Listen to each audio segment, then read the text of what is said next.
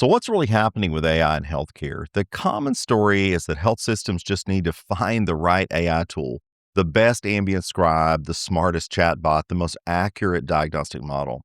But the reality, it's way more complicated. I met with a benefits vendor last month who's still pitching single solution AI improvements. Think better prior auth, smarter scheduling, point solutions for point problems. And I realized that's the wrong strategy entirely. Here's what I'm going to share in this video.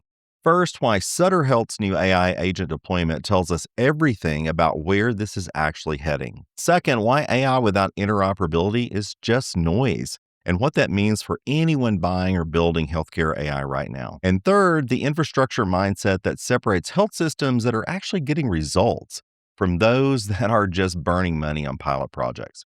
For benefit consultants, health system leaders, or anyone advising healthcare organizations, this is the conversation you need to be having in virtually every meeting. The common story with healthcare AI is that you find a problem, say call center wait times, and you just bolt on an AI solution.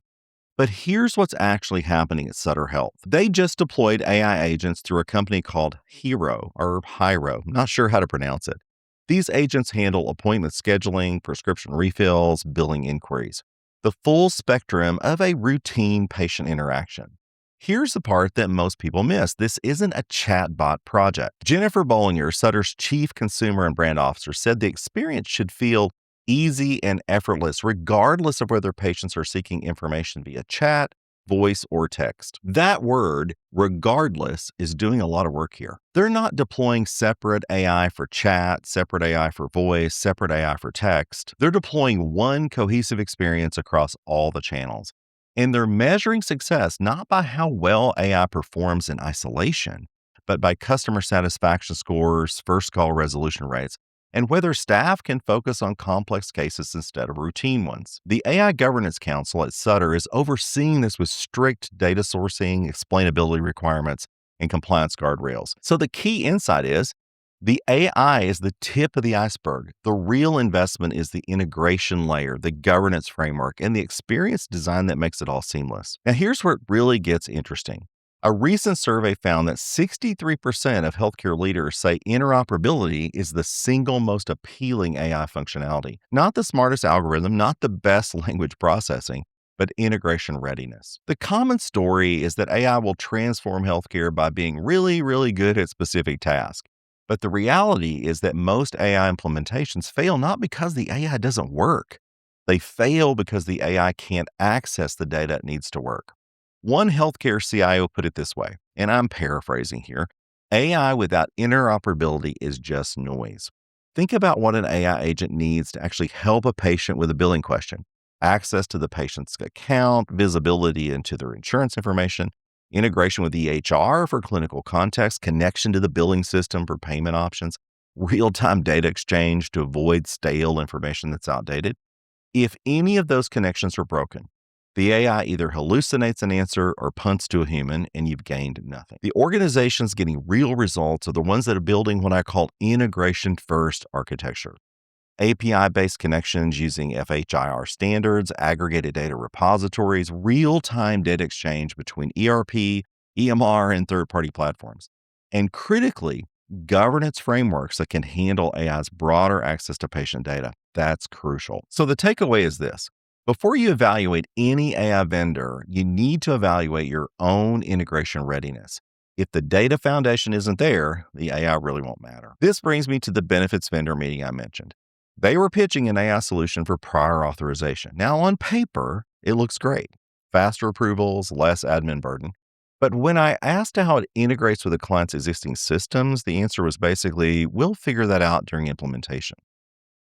That's a red flag. The organizations that are actually seeing ROI from healthcare AI 2026 are the ones that did the boring work first.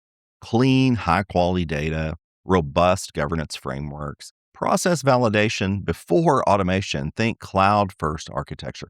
As one expert put it, data is the lifeblood not only of operations, but of enhanced AI. I'm going to be honest with you.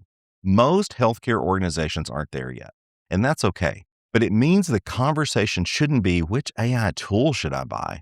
It should be, what foundations do we need to build before AI can actually help us? The part most people miss is that AI implementation isn't a project, it's a capability. It requires ongoing data hygiene, system connectivity, and governance evolution. If you're a benefits consultant, this changes how you evaluate clients.